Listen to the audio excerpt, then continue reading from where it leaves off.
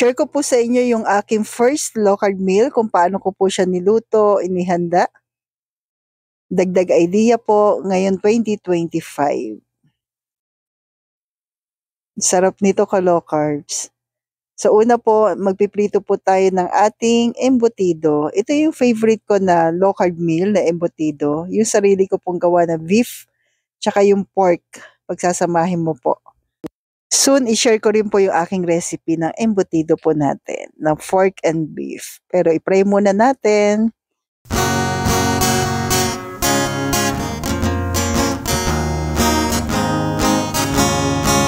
Saang tindahan, low carb essentials ay kumpleto. For toppings po natin, i-fry natin yung ating meatballs.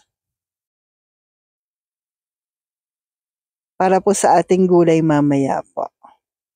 Then after nyan, let's start na po yung ating broccoli po. So una naglagay po ako ng butter. Ipa-fry natin yung ating mga hipon. Lagyan po natin ng asin at paminta. Para hindi po masunog yung ating butter, mag-add tayo ng konting oil po.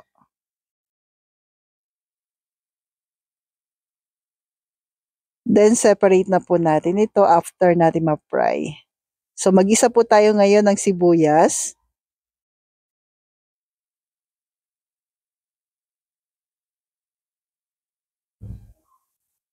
At bawang po.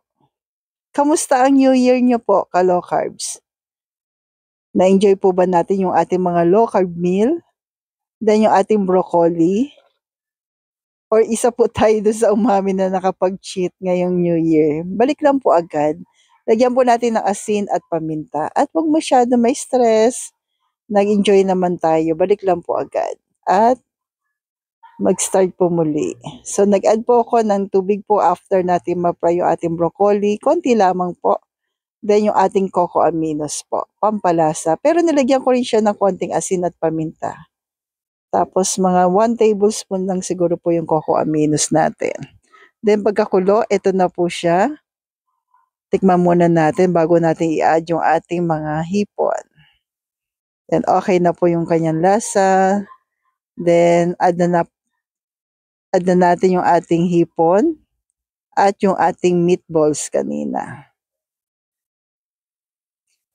At kung umabot ka po sa part na ito, pwede po bang pa-comment po kung ano po ang inyong low carb meal, first low carb meal po ninyo ngayon 2025.